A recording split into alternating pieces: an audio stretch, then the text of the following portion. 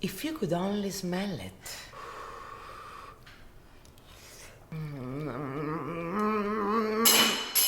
Scaringly gorgeous. What have we done? What have we created? It's magnificent, just like you. Ingredients. You know, fall. Fall is here. You can fall in love with fall. But better yet, it's the time to have those gorgeous pumpkins. What did I just say? Pumpkins, squashes. You know, look at this gorgeous butternut squash. Have you ever made a one-pot pasta and butternut squash dish? Because that's what we're doing today. It's simple, it's gorgeous, all made in one pan, and it's absolutely mind-blowingly delicious. Let's make it.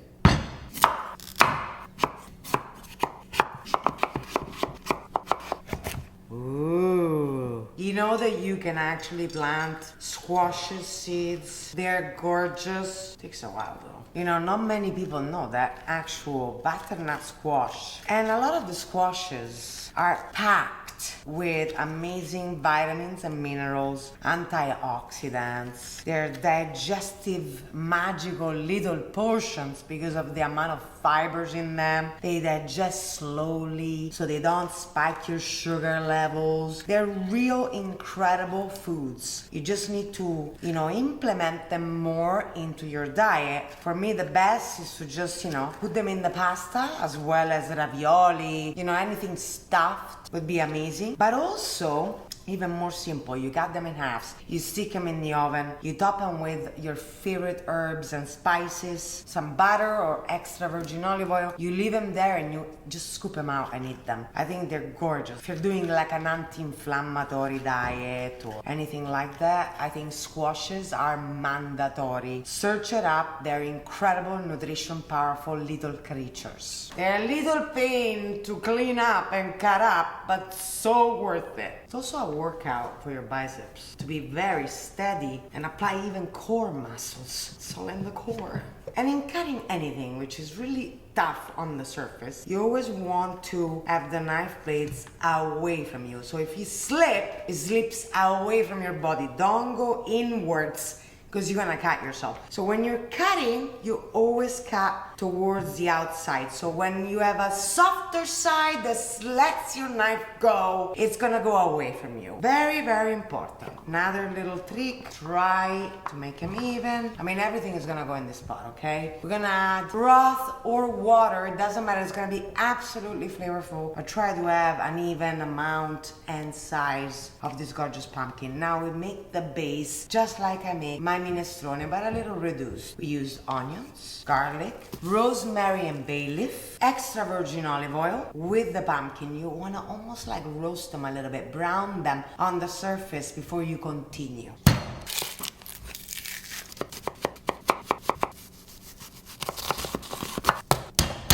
Two garlic cloves because garlic is good for you, for everything, especially anti-vampire personality. So the vampire personality come in, you eat some garlic, especially raw, if you're up for a challenge because it's super mega spicy. Now we start with our base layer. Garlic, a little sprig of rosemary and bay leaf. Onions. Now, this already makes me happy. I don't know if it's like the fact that I love the fall, I love Halloween, I love squashes, they make me feel good. But my stomach is literally telling me this is going to be a great experience. I never ignore my gut intuition. I'm adding just a splash of hot water, but you can totally add vegetable broth, chicken broth, whatever you please to add the extra mile and the extra flavor. In my opinion, it's gonna taste good anyways. It's gonna be very, very scrumptiously delicious, just like you. We've added an inch of water to it. We cover for 10 minutes. Ooh. Time to get all our gorgeous flavorings out. Now, if you wish, and only if you wish, smash a little bit of it. Now we add some splash of waters, or some splashes of water. We bring it to a boil. Why? Because we're going to be adding the pasta right now. Mix it all together for a gorgeous finish. Salt now. A little scrunch of black pepper. And now that it's back to a boil, we toss the pasta directly in. Now, as needed, and only as much as you need, you add a little splash of water as the pasta absorbs all the pumpkin juices. Very important, as the pasta is cooking, is expanding, is hydrating, using the juices. This is the moment you want to stir the pasta. It's almost like when you're making a risotto, but with pasta. You see how it's absorbing the juices, but it's still quite uncooked. This is the moment you add a little ladleful of just regular hot boiling water, and you let it cook again and stir.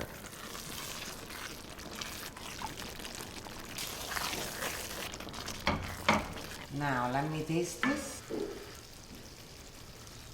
Oh my goodness. Oh! It's almost there. Last final touch. About 1 or 2 minutes away from completion. We're going to be melting some Parmigiano Reggiano freshly grated in this one pot. Delight.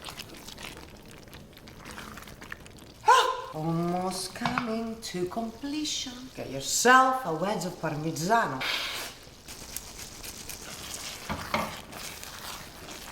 Ragazzi, altro che pumpkin spice latte. This is not gluten free, this is not dairy free, and not for the faint of heart.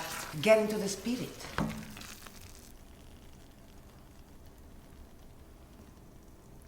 Guys, I have no words. Not only it looks incredible and Halloween ready, but it tastes even better. It's almost unbelievable. You have got to try it. For the people that are obsessed with Parmigiano like me, what are we gonna do? Not add to it? What are we, crazy? Guys, it's gorgeous. A drizzle of olive oil, why not? Are you crazy? Right after the Parmigiano Reggiano? Yes. The mad scientist. Now a scrunch of pepper. Just gorgeous! Nonna would be proud!